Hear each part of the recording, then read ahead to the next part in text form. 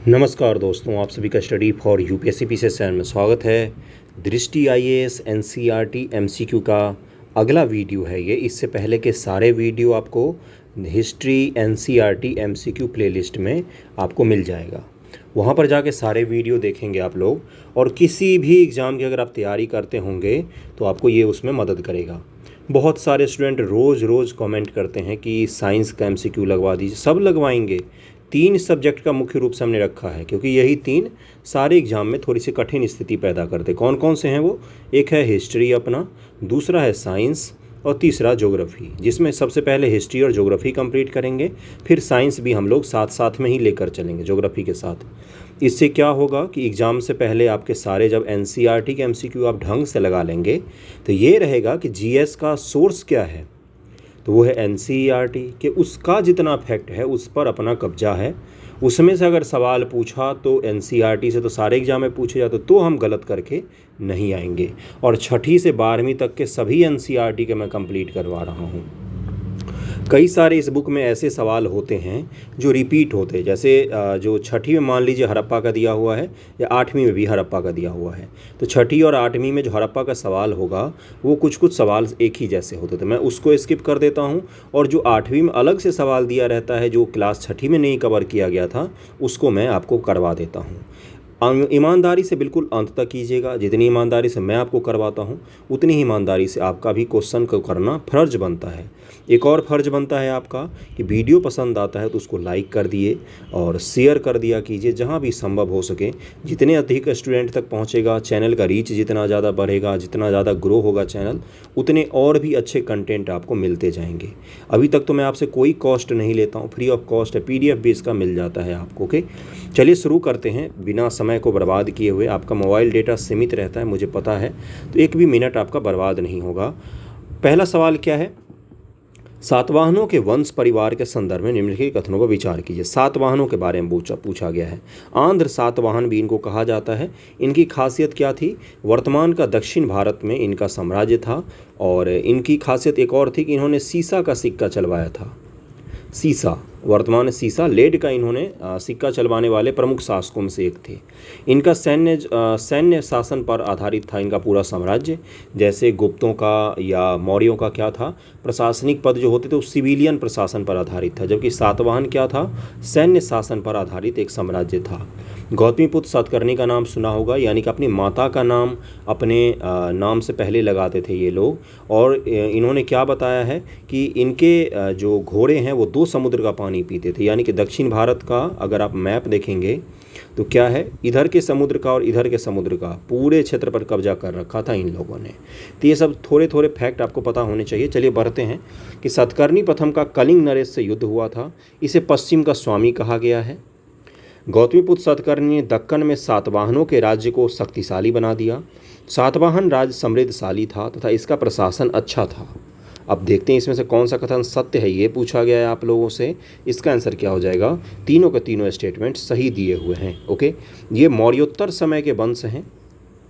मौर्यों के बाद का जो भारत है उसमें अलग अलग वंश स्थापित हुए, उसमें से एक सातवाहन भी है, आंध्र सातवाहन। ओके, और जो मत्स्य पुराण है उसमें इनका जिक्र मिलता है। ये चीज़ भी आप ध्यान में रखेंगे। ओके, अगले सवाल पर चलते हो हम लोग। ये इनके बारे में डिटेल में दिया हुआ है, बहुत सारा कुछ मैंने डिटेल में बता दिया है इनके बारे में। बौद्ध स्मारकों के संदर्भ में कौन सा कथन असत्य है, ये पूछा गया है आपसे। स्तूप अर्धगोलाकार बड़े स्मारक होते थे। इनके भीतर बुद्ध या बौद्ध भिक्षुओं का अस्थि अवशेष रखे जाते थे। स्तूपों के समीप विहार होते थे जहाँ भिक्षु रहते थे। अमरावती का स्तूप व्यापारिक तथा भूस्वामियों द्वारा दिए गए दान से बना है। बौद्ध विहार नगर से दूर बनाए जाते थे। बौद्ध विहार नगर में बनाए जाते थे।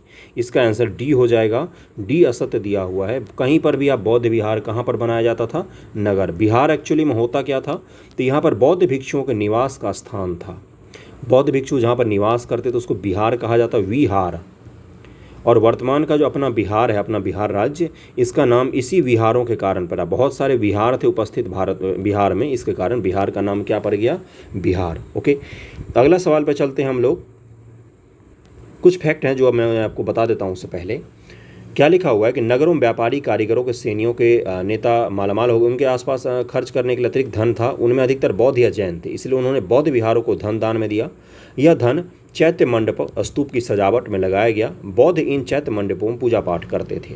सांची भोपाल के पास के स्तूप, वेदिका, रेलिंग और तोरण द्वार इसी प्रकार के दान से बनाए गए हैं। बहुत से बौद्ध विहार बड़े नगरों के निकट बनाए जाते हैं, जैसे तक्षशिला पेशावर के निकट, सारनाथ वाराणसी के निकट बिहार। इससे नगरों में जाकर शिक्षा प्राप्त करना बौद्ध भिक्षुओं की सुविधा होती थी। कुछ बौद्ध भिक्षु पहाड़ियों काटकर बनाए गए बड़े गुफा विहारों में रहते थे। इन्हें भी प्रतिमाओं में सजाया जाता था, जैसे कारले व बेदसा पश्चिमी घाट पुणे के नज़दीक जो गुफाएं हैं, ये सब भी क्या हैं, ये सब बिहार हैं। ये किसको काट कर बनाया गया है, तो ये पठारों को काट कर बनाया गया। कारले की गुफा ध्यान में रखेंगे, बहुत ही फेमस है वो। अमरावती स्तूप के संदर्भ में भी कथनों विचार कीजिए। इस पर महावीर के जीवन की घटनाओं को उभारों में अंकित किया गया है अमरावती स्तूप। इस पर नीलगिरी नामक मदोमंत हाथी को दिखाया गया है। और क्या है अगला, उपयुक्त में से कौन सा कथन सही है। देखिए बी तो सही है, लेकिन एक बात बताइए, स्तूप पर महावीर स्वामी क्या करने आएंगे। यहाँ तो गौतम बुद्ध होगा ना, स्तूप तो बौद्ध धर्म से संबंधित है, महावीर स्वामी तो जैन धर्म से संबंधित हैं, तो पहला तो काट ही देंगे आप, दूसरा इसका सही हो जाएगा। और ये जो हाथी है ये कलाकृति बहुत ही ज़्यादा फेमस है। क्यों है, क्योंकि इस हाथी को बुद्ध भगवान शांत करते रहे। अमरावती स्तूप पर बुद्ध के जीवन घटनाओं को उभारों में अंकित किया गया है। इस उभार शिल्प में बाईं ओर नीलगिरी नामक मदोमंत हाथ को दिखाया गया है, हाथी को, और दाईं ओर इसे बुद्ध के चरणों में नतमस्तक होते दिखाया गया है। यानी कि बुद्ध ने इस जो मदोमंत हाथी था, मतलब पागल हाथी था, उसको शांत करते हुए इस प्रतिमा को उकेरा गया है। कहाँ पर, अमरावती स्तूप पर उकेरा गया है। ये बहुत ही फेमस है अमरावती कला। अगर आपने पढ़ा होगा, अमरावती कला किस लिए जाना जाता है, अपने भाव भूमिका के कारण जाना जाता है। उस पर भाव बहुत अच्छे से प्रकट किए जाते हैं। पत्थर पर वो भाव को, जैसे डर कर भागता हुआ कोई आदमी की शक्ल कैसी होगी, इसको पत्थर पर उकेर दिया गया है। 3 आर्ट जिसमें एक है गंधार आर्ट, ध्यान से सुनिएगा, रिवीजन का क्लास होता है, एमसीक्यू नहीं, रिवीजन करते हैं हम लोग। दूसरा है मथुरा कला है, और तीसरा है आपका अमरावती। ये मौर्योत्तर पीरियड के हैं। अमरावती वर्तमान के आंध्र प्रदेश में आपको मिल जाएगा। ये तीनों फेमस, और इन तीनों से बराबर सवाल पूछे जाते हैं, इसका ध्यान रखेंगे आप लोगों के। दक्षिण भारत के तीनों राज्य चोल, चेर, पांड्य और चेर की जानकारी संगम साहित्य के स्रोतों पर आधारित है। संगम साहित्य के अनुसार इनमें से कौन सा कथन असत्य है। तीनों का संगम साहित्य के बारे में पूछा गया। संगम साहित्य मैंने पिछले 2 क्लास से बहुत बार जिक्र किया है। चोल, चेर और पांड्य एक दूसरे से लड़ते रहते थे। केरल के राजाओं ने नेडू चेरालदन को एक महान वीर समझा जाता था। संगम साहित्य की कविताओं में चोल, पांड्य और चेर के युद्धों की जानकारी मिलती है। और असत्य पूछा गया आपसे, इस साहित्य का कविता संस्कृत में लिखी गई है। बताइए, इतना सारा कुछ पूछ के अंत में क्या घटिया स्टेटमेंट दे दिया। मैंने आपको कितनी ही बार बताया है कि संगम साहित्य किस भाषा से संबंधित है। ये तमिल भाषा के कवियों का सम्मेलन था, जिसको क्या कहा गया, संगम कहा गया। 3 संगम का जिक्र मिलता है हमें, और ईसा पूर्व 4वीं शताब्दी से लेकर ईसा बाद के 4वीं शताब्दी तक ये संगम होते रहे हैं। 3, पहला संगम है, दूसरा संगम है और तीसरा संगम है। पहला संगम के अध्यक्ष अगस्त थे, दूसरे के भी अध्यक्षता अगस्त जी ने की थी, तीसरे के मैं अभी भूल रहा हूँ, बाद में बता दूंगा। तो पहले संगम के बारे में हमें कोई भी ऐसी चीज़ नहीं मिलती, किताबें नहीं मिलती, बस उनके नाम मिलते हैं। दूसरे संगम में हमें शिल्पाधिकारम जैसे ग्रंथ मिलते हैं। तीसरे संगम के भी हमारे पास ग्रंथ मौजूद हैं। तो ये किस भाषा के लिए था, तो तमिल भाषा कवियों का सम्मेलन था, जिसको संगम नाम से जाना जाता है। इनमें क्या है, देखिए यहाँ पर लिखा हुआ है, दक्कन के पठार के दक्षिण में सातवाहन राज्य के दक्षिण में तीनों राज्य का उदय हुआ। चोल जिनका केंद्र चेन्नई के दक्षिण तंजौर में था, पांड्य जिनका केंद्र मदुरई था, चेर या केरल मालाबार तट के इलाकों में के भाग में थे। यानी कि अगर मैं दक्षिण भारत का मैप बनाऊँ तो इस इलाके में चेर हो जाएंगे, बीच में पांड्य हो जाएंगे और इस इलाके में चोल हो जाएंगे। ये आपको ध्यान में रहेगा। अगला क्या है कि उल्लेख मिलता है कि सदियों पहले 3 कवि परिषदों का आयोजन हुआ था।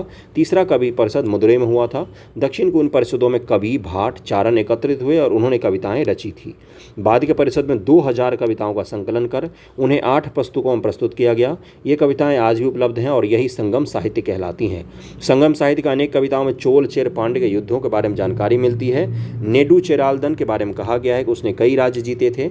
मालाबार तट के पास रोम के जहाजी बेरों को भी पकड़ लिया था इस शासक ने।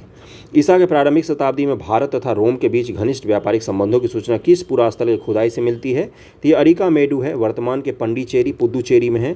और यहाँ से हमें रोम के बहुत सारे सिक्के, रोमन सुराही भी मिलता है। एनसीईआरटी में उसका फोटो दिया हुआ है। नीरो का नाम आपने सुना होगा, नीरो बंसी बजा रहा था, रोम जल रहा था, उनके भी सिक्के हमें बहुत सारे यहाँ से मिले हैं। अरिका मेडू का नाम ध्यान में रखेंगे, पूरी पूरी रोमन बस्ती यहाँ से मिली है, रोमन बस्ती मिली है यहाँ से। ईसाई धर्म के संदर्भ में बताना है आपको, ईसा की पहली शताब्दी में ईसाई धर्म का उदय हुआ और वह भारत पहुँचा। भारत में ईसाई धर्म सबसे पहले मालाबार तट के लोगों में और आधुनिक चेन्नई के नज़दीक के क्षेत्र में फैला। अब मुझे एक चीज़ बताइए, मालाबार का तट कहाँ है? तो ये है अपना भारत, ये है मालाबार का तट, चेन्नई है यहाँ। क्या ये संभव हो सकता है कि मालाबार तट पर फैला और चेन्नई में फैला? अगला क्या है? आरंभिक ईसाई लेखकों ने ईसा के जन्म के समय से वर्षों या संवत्सर की गिनती करने के लिए एक नई प्रथा चलाई। मतलब हम पढ़ते हैं ना कि ईसा ईस्वी, उनके जन्म के बाद एक नई ईस्वी प्रणाली चलाई गई थी गिनने के लिए।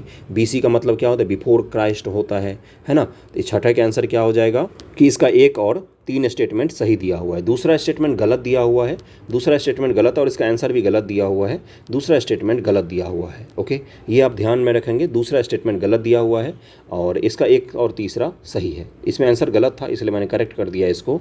200 ईसा पूर्व और 100 ईस्वी के बीच सुदूर उत्तर में विदेशियों के अनेक जत्थे आए। 200 ईसा पूर्व से 100 ईस्वी के बीच में भारत में बस गए। उन्होंने अपनी विशिष्ट जीवन पद्धति के जरिए भारतीय संस्कृति को समृद्ध बनाया। इन लोगों के आने का क्रम निम्नलिखित था। इन लोगों का आने का क्रम कौन सा था? ये सारे विदेशी लोग आए भारत में, इनका क्रम पूछा गया है। तो सबसे पहले हिंद यमन आएंगे, फिर शक आएगा, फिर पार्थव, फिर कुषाण आएंगे। ओके, इसका आंसर डी हो जाएगा। इसको आप ध्यान में रखेंगे, क्रम बहुत बार पूछा गया यूपीएससी के एग्जामिनेशन, पीसीएस में भी, यूपी में तो पिछले साल ही पूछा गया, इस बार भी पूछा गया, देखिएगा एक बार पेपर में मिल जाएगा आपको। हिंद यवन के संदर्भ में निम्नलिखित कथनों विचार कीजिए। इन्होंने गंधार प्रांत पर शासन किया, इन्होंने अनेक प्रकार के सिक्के चलाए, इनके शासकों में कुछ बौद्ध बने, कुछ विष्णु उपासक भी बन गए। आपने सुना होगा विदिशा का गरुड़ स्तंभ सुना होगा, तो आपको ये पता होना चाहिए था कि बहुत सारे हिंद यवन के ऐसे शासक थे जिन्होंने वैष्णव धर्म को अपना लिया। यानी कि इसका आंसर क्या हो जाएगा? डी हो जाएगा। तीनों के तीनों स्टेटमेंट सही दिए हुए हैं, उपयुक्त सभी कथन सही हैं। मौर्य साम्राज्य के विघटन के बाद यूनानी राजाओं के लिए पंजाब के कुछ भाग और काबुल की घाटी को जीत लेना कठिन नहीं था। यह प्रदेश गांधार प्रांत के नाम से जाना जाता था। यूनानी शासकों की संस्कृति वस्तुतः भारतीय और यूनानी संस्कृतियों की मिश्रण थी। और आपको ये बताना है कि जो गरुड़ स्तंभ है विदिशा का, मध्य प्रदेश का, वो किस शासक के द्वारा बनवाया गया है, ये आपको पता होना चाहिए। बहुत सारे लोगों ने ये फैक्ट रटा होगा। शकों से संदर्भित निम्नलिखित कथनों पर विचार कीजिए। शक लोग पश्चिम भारत में आए और उन्होंने सिंध तथा सौराष्ट्र को रौंद डाला। सौराष्ट्र कहाँ है? वर्तमान के गुजरात में है। सिंध कहाँ? वर्तमान के पाकिस्तान में। शकों का सर्वाधिक प्रसिद्ध राजा रुद्रदामन था। शक की एक और खासियत थी कि वो छत्र बना के राज्य करते थे, यानी कि कुछ शक लोग यहाँ पर शासन करेंगे, कुछ शक लोग यहाँ पर शासन करेंगे, कुछ शक लोग यहाँ पर शासन करेंगे, और ये सभी शक एक ही हैं, लेकिन उन्होंने क्या किया? शासन को, साम्राज्य को आपस में बांटकर छत्र बना कर राज्य करते थे। रुद्रदामन का जूनागढ़ अभिलेख आपने सुना होगा, तो आपको ये पता होना चाहिए। इसका आंसर क्या हो जाएगा? बिल्कुल सही, दोनों के दोनों स्टेटमेंट सही दिए हुए हैं यहाँ पर। उपयुक्त दोनों कथन सही हैं। भारत में आने के बाद शक अंततः कठियावाड़ा और मालवा में बस गए। सातवाहनों ने, उनके अक्सर युद्ध होते थे सातवाहनों के साथ। उनका सबसे प्रसिद्ध राजा रुद्रदामन ने सातवाहन शक्ति को नर्मदा के उत्तर में फैलने नहीं दिया। चाहने पर भी स्वयं शक भी उत्तर की ओर आगे नहीं बढ़ पाए क्योंकि कुषाणों ने उनको रोक दिया। जूनागढ़ अभिलेख से पता चलता है कि 170 ईस्वी में रुद्रदामन ने गिरनार के निकट सुदर्शन झील की मरम्मत बिना बेगार लिए करवाई थी, जो कि मौर्य वंश के शासक चंद्रगुप्त मौर्य के आदेश पर बनवाई गई थी। सुदर्शन झील का मरम्मत करवाई थी किसने? रुद्रदामन ने। जिसका निर्माण किसने करवाया था? चंद्रगुप्त मौर्य ने करवाया था। अगला सवाल पर चलते हैं हम लोग। कनिष्क के संदर्भ में भी कथनों विचार कीजिए। यह बौद्ध धर्म का अनुयायी था। बौद्ध विहारों के निर्माण के लिए धन दिया इसने। इसी के शासनकाल में चौथी बौद्ध महासंगति का आयोजन हुआ था। कहाँ पर हुआ था? तो कश्मीर के कुंडल वन में आयोजन हुआ था। और क्या हुआ था? बौद्ध धर्म महायान और हीनयान में दो विभाजन, इसका संपूर्ण रूप से विभाजित हो गया था। महायान और हीनयान में संपूर्ण रूपेण विभाजित हो गया था। इसका आंसर क्या हो जाएगा? 10 का आंसर हो जाएगा सी, बिल्कुल सही। दोनों के दोनों स्टेटमेंट सही दिए हुए हैं, दोनों स्टेटमेंट सही दिए हुए हैं। ये आपको पता ही है।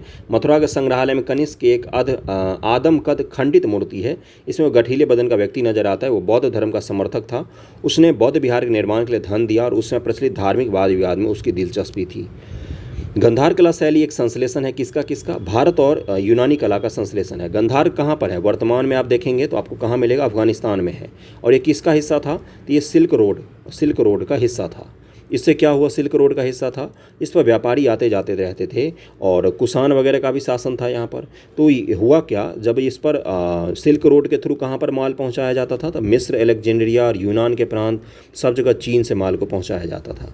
तो गंधार एक्चुअली में क्या था, इंटरनेशनल एक सेंटर था जहाँ पर अलग अलग कलाओं का विकास हुआ। उसी में गंधार कला का जो, जिसके कारण गंधार में अलग अलग जो देश हैं उनकी कलाएँ आती थी और यहीं पर यूनानी प्रभाव से बुद्ध की मूर्ति बनाई गई।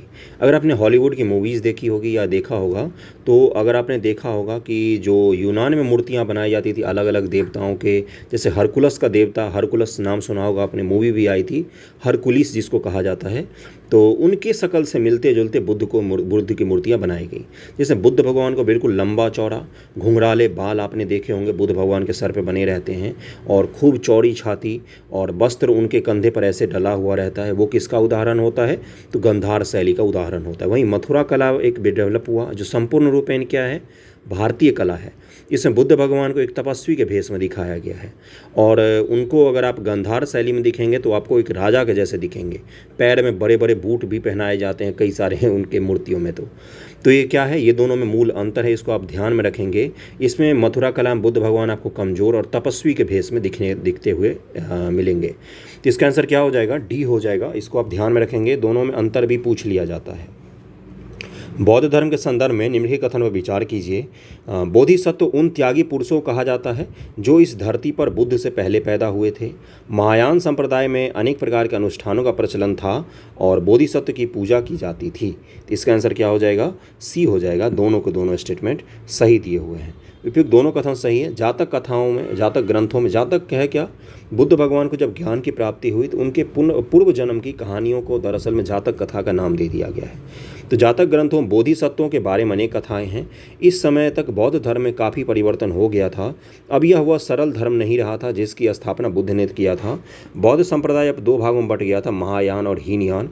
महायानी बौद्ध भिक्षु शक्तिशाली बन गए, परंतु भारत में अब भी ऐसे लोग थे जो इस तरह के बौद्ध धर्म को नहीं मानते थे, वे हीनयान बौद्ध कहलाए। महायानी बौद्धों ने धर्मदूतों की मंडलियां चीन भेजी। ये धर्म प्रचारक भारतीय व्यापारियों के साथ यात्रा करने चीन पहुंचे।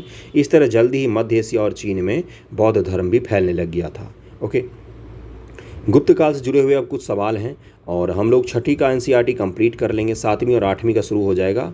और ध्यान से कीजिएगा, गुप्त व राजवंश के संदर्भ में निम्नलिखित में कौन सा एक कथन असत्य है, ये आपको बताना है। इस राजवंश का उदय ईसा के 4वीं शताब्दी के आसपास हुआ, बिल्कुल सही है। इसे उत्तर भारत के एक बड़े भाग पर एक विशाल राज्य की स्थापना की थी, ये भी सही है। इसका शासन 500 साल से अधिक समय तक कायम रहा। नहीं, 500 साल रहता तो 700 ईस्वी तक शासन करते लगभग में ये लोग, या 800 ईस्वी तक, लेकिन हर्षवर्धन का कार्यकाल शुरू हो जाता है। इसका आंसर क्या हो जाएगा, सी गलत दिया हुआ है यहाँ पर। इस राजवंश का पहला प्रसिद्ध शासक चंद्रगुप्त प्रथम लगभग 320 ईस्वी में गद्दी पर बैठा। चंद्रगुप्त प्रथम के बाद कौन आएंगे, तो समुद्रगुप्त। समुद्रगुप्त के बाद चंद्रगुप्त द्वितीय, उसके बाद स्कंदगुप्त, कुमारगुप्त, ये लोग आने लग जाते हैं। पहले कुमारगुप्त फिर स्कंदगुप्त का नाम आता है। इसका आंसर सी हो जाएगा। ए बी सी तीनों सत्य हैं। अगले पर चलते हैं हम लोग। समुद्रगुप्त के संदर्भ में निम्नलिखित कथनों पर विचार कीजिए।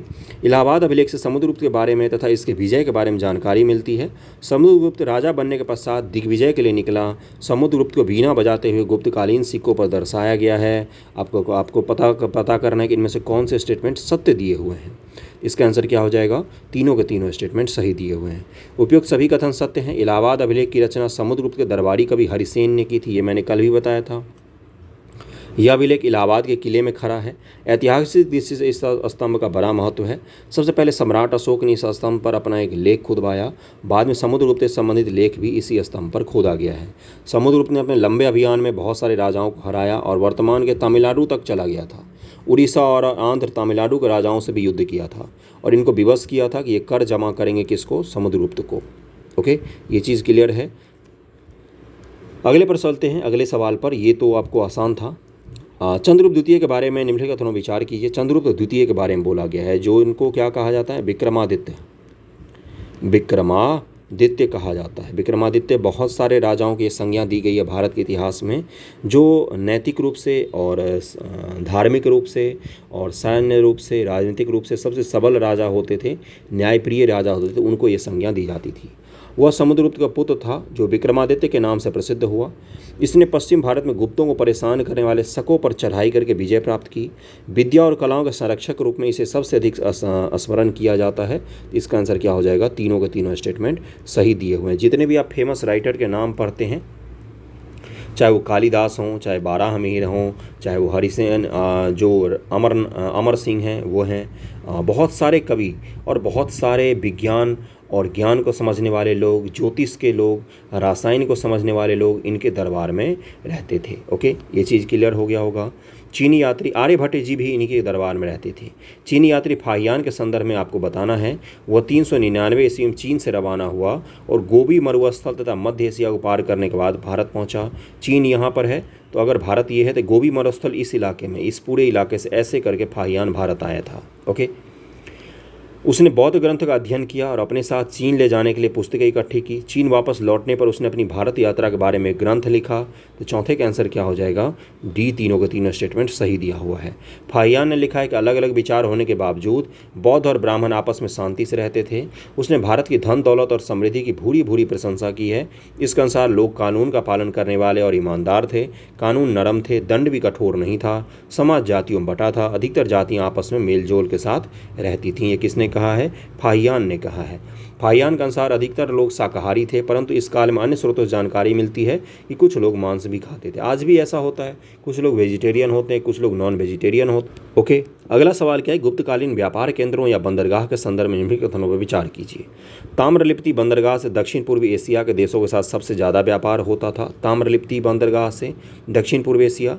भरौत, सोपारा और कल्याण पश्चिमी तट पर मुख्य बंदरगाह थे। वहाँ से दक्षिण पूर्व को जहाज़ भेजा जाता था। ताम्रलिप्ति से इधर, भरौच, कल्याण और जो सोपारा है उससे इधर। यही बोला गया अभी तक स्टेटमेंट में। अगला क्या है? मालाबार तट पर स्थित अनेक बंदरगाह से भारतीय वस्तुएं अफ्रीका, अरब, ईरान और भूमध्य सागरीय देश को ले जाई जाती थीं। इसका आंसर क्या हो जाएगा? तीनों के तीनों स्टेटमेंट सही दिया हुआ है। सभी कथन सही हैं। ये आप फैक्ट के तौर पर ध्यान भी रखेंगे इसको। ओके, क्या है यहाँ पर? देखिए लिखा हुआ है कि गंगा नदी के मुख्य प्रदेश डेल्टा में स्थित ताम्रलिप्ति, यानी कि कहाँ पर? वर्तमान के बांग्लादेश और बंगाल के इलाकों में। बंदरगाह से दक्षिण पूर्व एशिया के सुवर्ण भूमि बर्मा, यमन द्वीप, जावा, कंबोज, कंबोडिया जैसे देशों के साथ सबसे ज़्यादा व्यापार होता था। व्यापार के साथ साथ भारतीय धर्म, संस्कृति, बौद्ध धर्म, हिंदू धर्म, संस्कृत भाषा, कला तथा भारतीय संस्कृति के अन्य रूप दक्षिण पूर्व एशिया में पहुँचे। ओके, ये चीज़ क्लियर हो गया। दोनों साइड के बंदरगाह को ध्यान रखेंगे। यूपीएससी ने 2020 में पूछा था इन बंदरगाहों के नाम देकर कि ये क्या थे गुप्त काल में, तो ये बंदरगाह थे, ये आपको बताना था। उनके नाम आपको पता होने चाहिए, कौन से किस तट पर हैं, पश्चिमी तट पर, पूर्वी तट पर, ये भी आपको ध्यान में रहना चाहिए। गुप्तकालीन धर्म के संदर्भ में निम्नलिखित कथन में से कौन सा कथन सही नहीं है? गुप्तकालीन धर्म के बारे में पूछा गया है। अरबों ने हिंद के निवासियों के लिए हिंदू शब्द इस्तेमाल किया। हिंदू लोग शिव, शक्ति और विष्णु को उपासक थे। गुप्त नरेश विष्णु को उपासक नहीं थे, ये बताइए। गुप्त नरेश तो विष्णु के उपासक थे। उनके तो सिक्कों तक पर गरुड़ का निशान मिलता है और उनके ध्वजा पर भी गरुड़ वगैरह का निशान मिलता है ना। और परम भागवत की उपाधि भी ये लोग धारण करते थे, परम भागवत। तो छठे का आंसर क्या हो जाएगा? ये बी ही गलत दिया हुआ है। गुप्त नरेश जितने भी थे वो सभी वैष्णव धर्म को अपनाते थे और भगवान विष्णु की पूजा करते थे। गुप्त काल में हिंदू धर्म बड़ा शक्तिशाली बन गया, परंतु अभी हिंदू शब्द का प्रयोग नहीं होता था। चूँकि उस समय शिव और विष्णु की उपासना बड़ी लोकप्रिय हो गई थी, इसलिए गुप्त काल के इस धर्म को भी हिंदू धर्म कहा जाता है। गुप्त नरेश ने वैष्णव होते हुए अश्वमेध जैसे धार्मिक यज्ञ भी किए, परंतु अब धार्मिक यज्ञ उतने नहीं होते थे जितने कि वैदिक काल में होते थे। गुप्त नरेश वैष्णव थे, यानी कि विष्णु के उपासक थे, अतः बी गलत है। राजाओं ने मंदिरों के निर्माण के लिए दान दिया या मंदिर के निर्माण की शुरुआत हुई। ये मंदिर अजंता, एलोरा की तरह पहाड़ियों काट कर बनाई गई गुफाओं के भांति नहीं थे, उन्हें ईंट और पत्थर जैसी चीज़ों से बनाया गया था। जो आप पढ़ते हैं भूमरा और ललितगढ़ वगैरह का मंदिर, छोटे छोटे और वो सब क्या हैं? गुप्त काल के मंदिर हैं, प्रथम पीढ़ी के मंदिर हैं। रामायण और महाभारत को धार्मिक साहित्य माना गया। आज इन्हें हम संस्कृत में जिस रूप से पढ़ते हैं वह इनका गुप्त काल में ही रूप बना था। जितने आज देवी देवताओं का आप मूर्ति देखते हैं, जितने आपको हिंदू धर्म में ग्रंथ मिलता है, सबको उसी समय अंतिम रूप से संकलित किया गया था, जितने भी आपको दिखते हैं। तो ये आप ध्यान में रखेंगे। अगला क्या है? गुप्त काल में वास्तुकला के संदर्भ में निम्नलिखित कथनों विचार कीजिए। सांची में बौद्ध स्तूप के पास इस काल का बना हुआ एक कक्ष का मंदिर है। सांची में बौद्ध स्तूप के पास में गुप्त काल का बना हुआ एक मंदिर है, ऐसा बोला गया पहला स्टेटमेंट में। अगला स्टेटमेंट क्या है? देवघर में उसी युग का एक छोटा सा मंदिर है और इस काल के सारनाथ की प्रस्तर मूर्तियों की गणना भारतीय मूर्ति कला के सबसे सुंदर कृतियों से होती है। तो इसका आंसर क्या हो जाएगा? डी, तीनों के तीनों सही दिया हुआ। ये देवघर, झारखंड वाला देवघर से कंफ्यूज मत होइएगा, ये यूपी में है, वर्तमान के कानपुर के आसपास में है ये देवघर। ओके, अगले सवाल पर चलते हैं हम लोग। अगला है वो कुछ किताबों के नाम दिए हुए हैं और उनके लेखक हैं, आपको बताना है कौन किससे संबंधित हैं। देखिए, बैसाख दत्त किससे हो जाएंगे? बाराहमिहिर, चरक और ब्रह्मगुप्त। चरक किससे संबंधित है ये बताइए सबसे मुझे पहले। चरक चिकित्सा से। ब्रह्मगुप्त जी तो ये गणित से संबंधित हैं। विशाख दत्त इन्होंने नाटक लिखा है। कौन कौन से नाटक लिखे हैं? मुद्रा राक्षस लिखा है, देवी चंद्रगुप्तम नामक नाटक लिखा है इन्होंने। बाराहमिहिर जी अभी मैंने कुछ देर पहले ही बताया था कि ये ज्योतिषाचार्य थे, खगोल विज्ञानी थे ये। इसका आंसर क्या हो जाएगा? ए का 2, बी का 3, सी का 1, डी का 4 होना चाहिए। इसका आंसर ए हो जाएगा। ओके, क्लियर हो गया होगा ये तो आपको पता ही होना चाहिए इतना। ब्रह्मगुप्त जी ने कौन सा बुक लिखा है? ब्रह्म सिद्धांत लिखा है। और ज्योतिष और गणितज्ञ दोनों ही थे। कौन? आर्यभट्ट जी थे और बाराहमिहिर, दोनों ही ज्योतिष और गणितज्ञ दोनों थे। आर्यभट्ट ने स्पष्ट किया था कि पृथ्वी सूर्य की परिक्रमा करती हैं, परंतु उनके इस सिद्धांत को स्वीकार नहीं किया गया था। आज हम जानते हैं कि आर्यभट्ट का सिद्धांत सही है, उस समय लोगों ने स्वीकार नहीं किया था। कनिष्क का राजवैद्य आयुर्वेद का विख्यात विद्वान चरक थे, कनिष्क के दरबार में थे। निम्नलिखित में कौन सी कालिदास की रचना नहीं है? तो अभिज्ञान शकुंतलम, रघुवंश, महाकाव्य मेघदूतम, पंचतंत्र। तो पंचतंत्र इन्होंने नहीं लिखा है। पंचतंत्र किसने लिखा है ये आपको पता होना चाहिए। पंचतंत्र की रचना विष्णु शर्मा जी ने किया है। दुनिया में सबसे अधिक भाषाओं में जिस बुक का अनुवाद हुआ है वो बुक कौन सी है? पंचतंत्र है। इतनी फेमस बुक है पंचतंत्र। आपने अगर पढ़ा होगा, इसको नहीं पढ़ा, मैंने पढ़ा है, बता देता हूँ। क्या है इसमें? छोटे छोटे जानवरों की कहानी के द्वारा बच्चों को शिक्षा देने की कोशिश की जाती है, नैतिकता की, मौलिकता की, एजुकेशन देने की बुक है। एक राजा थे, उनका पुत्र पढ़ता नहीं था, तो विष्णु शर्मा जी को लगाया गया कि भाई इनको पढ़ाएं कैसे। तो इन्होंने क्या किया? एक बुक की रचना की। किससे? कहानियों के द्वारा बच्चों को पढ़ाने का गुण किस में दिखाया गया है? तो पंचतंत्र में है, जिसमें हाथी, घोड़ा, शेर, बंदर, भालू की कहानियों के द्वारा पढ़ाने की कोशिश की जाती है, नैतिकता की शिक्षा देने की कोशिश की जाती है। छोटे छोटे राज्यों का युग है। क्या दिया हुआ है कि हर्ष के संदर्भ में निम्नलिखित में से कौन सा कथन असत्य है? हर्ष के दरबारी कवि बाणभट्ट ने हर्ष की जीवनी लिखी है, बिल्कुल सही है, हर्ष चरित लिखा है इन्होंने। तो फाहियान हर्ष के शासनकाल में भारत आया था। फाहियान तो चंद्रगुप्त द्वितीय के समय में आया था। ह्वेनसांग आया था किसके समय में? हर्ष के समय में आया था। तो ये आसान सवाल था, ये तो कर ले जाएंगे आप लोग, बी आंसर हो जाएगा इसका। हर्ष अपनी राजधानी स्थानेश्वर से हटाकर कन्नौज ले गया। स्थानेश्वर कहाँ है? वर्तमान में हरियाणा में है। और कन्नौज कहाँ है? ये तो आपको पता ही होगा, यूपी में है ये। हर्ष को बौद्ध धर्म से लगाव था और शायद जीवन के अंतिम सालों में वो बौद्ध भी बन गया था। और आपको ये बता दूं मैं, कन्नौज किसके लिए जाना जाता है? इत्र के निर्माण के लिए कन्नौज जाना जाता है। विश्व में इससे अच्छी इत्र कहीं पर नहीं बनती है जितनी अच्छी कन्नौज में बनाई जाती। कन्नौज से इत्र का एक्सपोर्ट होता है अरेबियन कंट्रीज में, बाहर के देशों में महंगे महंगे लाख रुपए की एक बोतल इत्र भी बनाई जाती है यहाँ पर। तो आज तो पता ही होगा आपको, कन्नौज का नाम लेते ही इत्र की चीज़ें आ जाती हैं। और बस यही था इसमें। तो इस सवाल में पुलकेशिन द्वितीय के संदर्भ में बताना है आपको। पुलकेशिन द्वितीय चालुक्य वंश का राजा था और उसकी राजधानी उत्तरी कर्नाटक वातापी या वादामी थी। यह हर्षवर्धन का समकालीन तथा प्रतिद्वंदी था। देखिए, हर्षवर्धन ने नर्मदा नदी को पार करके दक्षिण की तरफ अपने साम्राज्य को बढ़ाने की कोशिश की। उसको किसने हराया था? पुलकेशिन द्वितीय ने हराया था। ये मैं पिछले लेक्चर बता चुका हूँ आपको। इसका आंसर हो जाएगा सी, दोनों के दोनों स्टेटमेंट सही दिए हुए हैं। ह्वेनसांग की यात्रा वृत्तांत के संदर्भ में भारत की समाज की स्थिति पर विचार कीजिए। भारत में जाति प्रथा थी। नगर के बाहर रहने वाले अछूतों के साथ बुरा बर्ताव किया जाता था।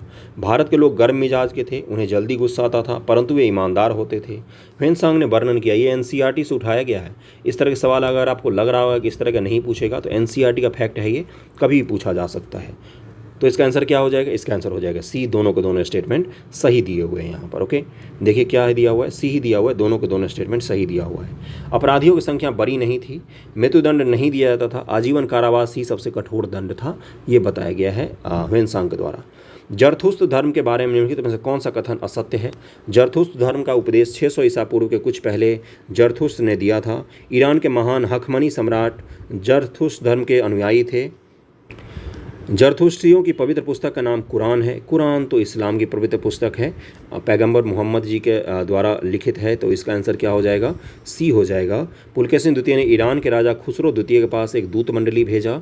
100 साल बाद जब जरथुस्त्रियों ने ईरान छोड़ा तो वे दक्कन के पश्चिमी तट को नगर में आकर बस गए और आगे चलकर पारसी कहलाए। वर्तमान में जो आपको पारसी लोग दिखते हैं ना भारत में, ये कहाँ से आकर बसे थे? तो वर्तमान में जो ईरान है वहाँ से आकर बस गए थे भारत में। पारसी लोगों को अपना देश छोड़ना पड़ गया समय के साथ। इस्लामिक इन्वेजन वहाँ पर हुआ, आक्रमण हुआ इसके बाद, और वो कहाँ पर आ गए? तो भारत में आ गए थे। जरथुस्त्रों की शिक्षा थी कि अच्छाई और बुराई की शक्तियाँ आपस में सतत संघर्षरत रहती हैं, लेकिन अंत में अच्छाई की विजय होती है। ये कहाँ से कॉन्सेप्ट आया है कि जीतेगा तो सत्य ही? तो ये आया है वहीं से कि अच्छाई बुराई की जीत होती है, अच्छाई की हमेशा जीत होती है। जरथुस्त्रियों की पवित्र पुस्तक का नाम जिंद अवेस्ता है। ये ईरान की सबसे पवित्र पुस्तक है और ऋग्वेद के समकालीन ये पुस्तक मानी जाती है। जिंद अवेस्ता, जिस समय ऋग्वेद लिखा गया था उसी समय इस पुस्तक की भी रचना की गई थी, जिंद अवेस्ता की। ये आप ध्यान में रखेंगे। और वर्तमान में जो पारसी समाज होता है उनकी सबसे पवित्र पुस्तक यही होता है। जरथुस्त्र धर्म का पश्चिम एशिया और मध्य एशिया कुछ भागों में भी है लोगों के धार्मिक विचारों पर गहरा प्रभाव पड़ा था। तमिल संत के संदर्भ में इनमें कथनों पर विचार कीजिए, कर लेते हैं। वे जगह जगह घूमते हुए विष्णु एवं शिव की स्तुति में गीत गाते थे। अलवार विष्णु के उपासक थे और नैनार शिव के उपासक थे। अलवार और नैनार संतों के नाम भी कई बार पूछ लिए जाते हैं। दोनों के दोनों स्टेटमेंट सही दिए हुए हैं यहाँ पर। उपयुक्त दोनों कथन सही हैं।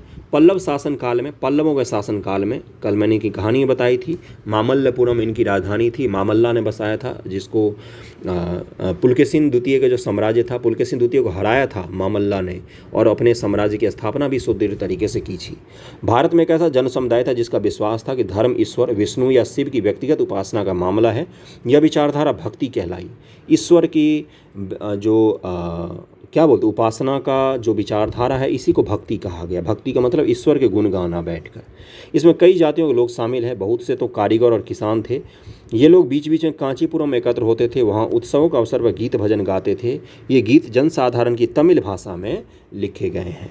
नोट, कांचीपुरम पल्लवों की राजधानी होने के अलावा तमिल और संस्कृत के अध्ययन का केंद्र भी था। संस्कृत, आज दक्षिण भारत में संस्कृत और हिंदी का कितना ज़्यादा विरोध होता है, लेकिन उस समय संस्कृत अध्ययन का केंद्र था कांचीपुरम। ओके।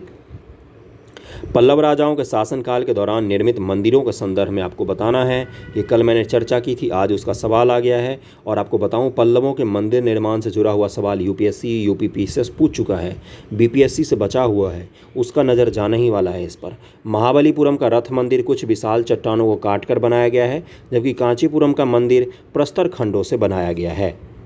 क्या बोला? महाबलीपुरम का विशाल मंदिर चट्टानों काट कर बनाया गया, जबकि कांचीपुरम का मंदिर पत्थर खंडों को काट कर बनाया गया है। मंदिर के सिरे पर एक कक्ष मूर्ति रखी जाती है और इस कक्ष की छत पर एक ऊंचा शिखर बनाया जाता है। इसका स्टेटमेंट कौन से सही है ये पूछा गया है। दोनों के दोनों कथन यहाँ पर सही दिया हुआ है। सोर टेम्पल के लिए फेमस हैं।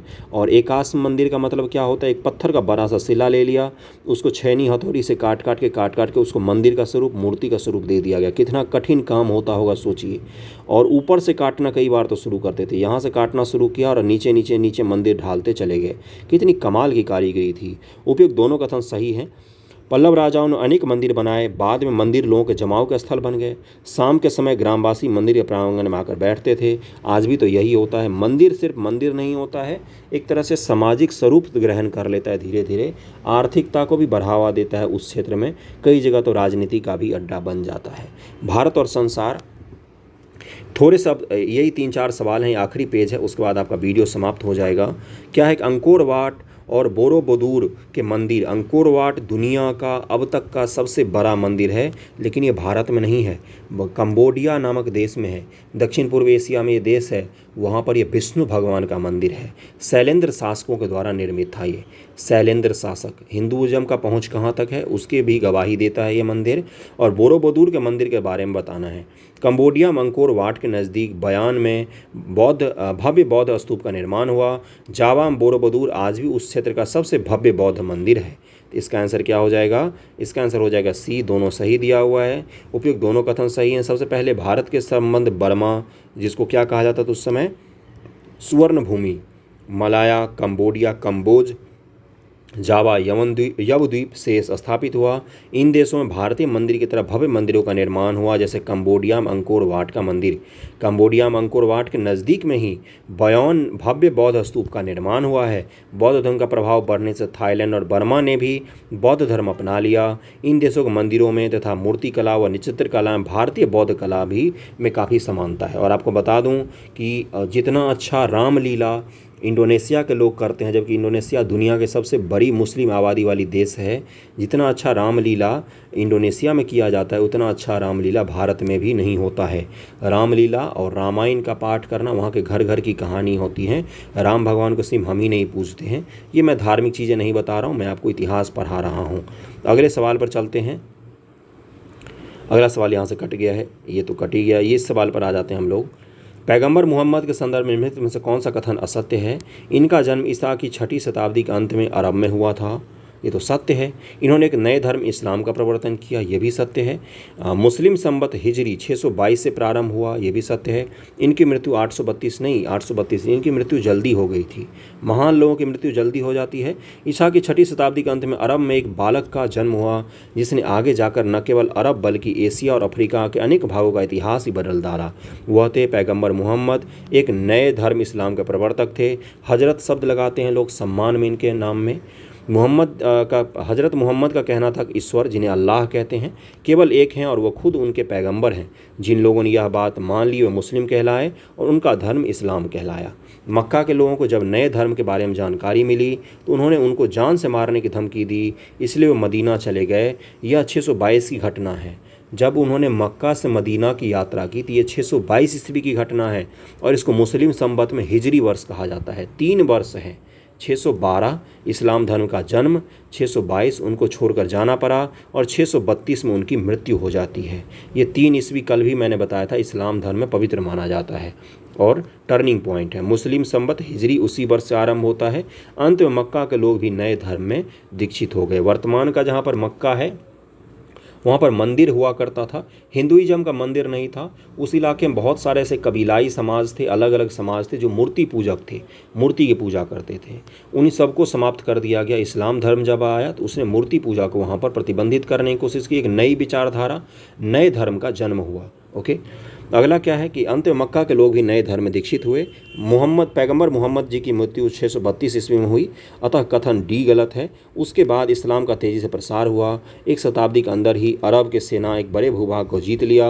उनके विजय पताका पश्चिम एशिया, उत्तरी अफ्रीका के उस पार स्पेन तक फहराने लग गई। उसके बाद किसका जन्म होता है? उसके बाद जन्म होता है मंगोल के एक शासक का, जो क्या करता है, पूरे इस्लामिक साम्राज्य को समाप्त करके अपनी सीमा को स्पेन तक लेके चला जाता है। मंगोलिया कहाँ है? और पूरा अफ्रीका और यूरोप पूरे कब्जा कर, अफ्रीका नहीं, यूरोप और वर्तमान के एशिया का पूरा कब्जा कर लेता है। कौन? चंगेज़ खान नामक शासक। उसको हम लोग मध्यकाल में पढ़ेंगे, डिटेल में पढ़ेंगे। कितना आक्रांता था, बहुत बड़ा वो। अरबों ने सिंध पर विजय प्राप्त की, कब की थी? तो 712 ईस्वी में। कासिम का नाम सुना होगा आपने। 712 में अरबों ने सिंध जीता। उन्होंने पश्चिम भारत में चढ़ाई करने की धमकी दी, परंतु आज राजस्थान के नाम से जाना जाता है उस जगह को। 712 ईस्वी में मुख्यतः अरबों ने भारत पर जीत हासिल की थी। आज का वीडियो लेक्चर यहीं तक था। 37 मिनट का वीडियो हो गया है। बहुत सारा सवाल मैंने कंप्लीट करवा दिया है। ध्यानपूर्वक सवालों करते जाइए। संभव हो तो शेयर जरूर कीजिएगा। मास्टर को गुरु दक्षिणा तो यही होगी, शेयर कर दीजिएगा। डिजिटल युग है, यही गुरु दक्षिणा होती है। थैंक यू सो मच आप सभी का।